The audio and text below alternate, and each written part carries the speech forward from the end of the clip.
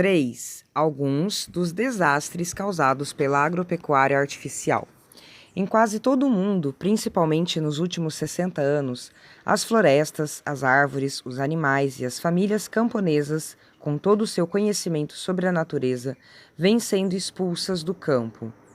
Em seu lugar, colocou-se um ambiente fabricado artificialmente para produzir alimentos, ao mesmo tempo em que se concentra dinheiro, terra e poder em um número muito pequeno de empresas. Tudo isto aconteceu como resultado de políticas públicas ditadas pelo interesse de grandes empresas transnacionais.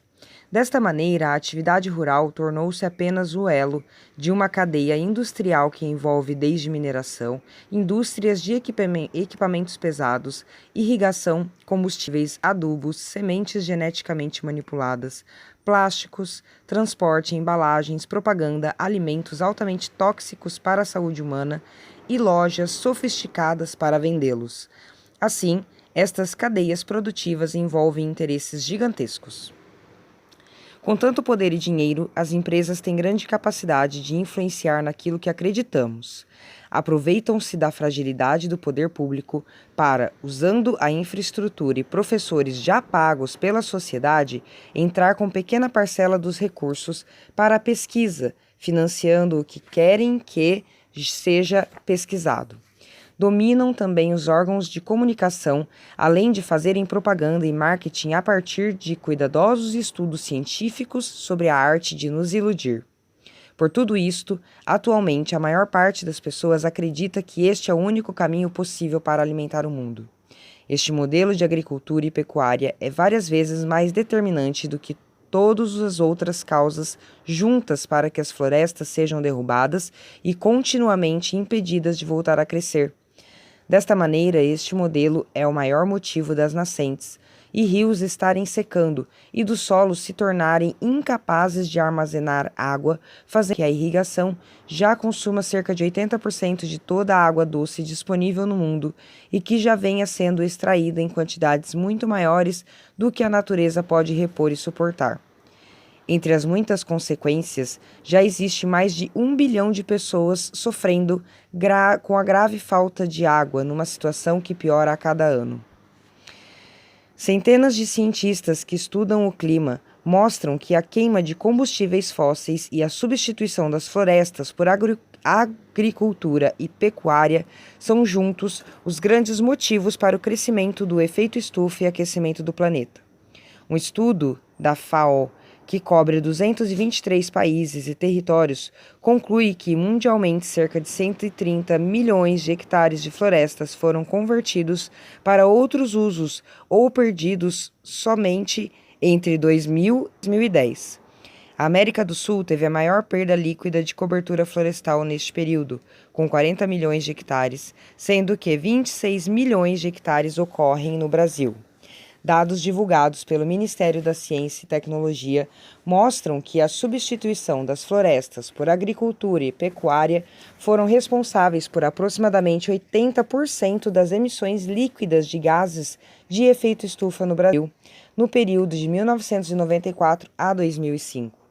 Ainda mais grave que o efeito estufa é a perda da biodiversidade, pois a comunidade científica já reconhece que, devido às ações do ser humano, estamos vivendo a sexta maior e mais geral extinção em massa de espécies da história da vida do organismo planeta Terra. As consequências são difíceis de serem dimensionadas, mas provavelmente incluem o fim da civilização. Apesar disso, é impressionante saber que, atualmente, a quantidade de carbono dos solos ainda é pelo menos 2 vezes maior que na atmosfera e cerca de 8 vezes maior que o aumento do carbono na atmosfera durante a era industrial. Na parte aérea das florestas atuais da Terra, ainda existe mais que o dobro da quantidade de carbono que aumentou na atmosfera na era industrial. Isto acontece apesar de mais da metade das florestas já não existirem mais e terem sido substituídas em sua maior parte pela agropecuária. Quando as florestas são substituídas pela moderna agropecuária artificial, grande parte do carbono presente nos solos e a quase totalidade do carbono presente na parte aérea, quando não rapidamente queimados, são aos poucos digeridos e consumidos pelos seres vivos, também chegando à atmosfera. Felizmente, outros mecanismos dos quais os seres vivos geralmente participam, como o aumento da fotossíntese nas florestas que ainda sobraram e nos oceanos pelas algas por causa do aumento do carbono na atmosfera, têm sido saldo positivo, consumindo uma parte das emissões. Por isto, nem todo o gás carbônico que foi emitido devido à retirada das florestas está na atmosfera.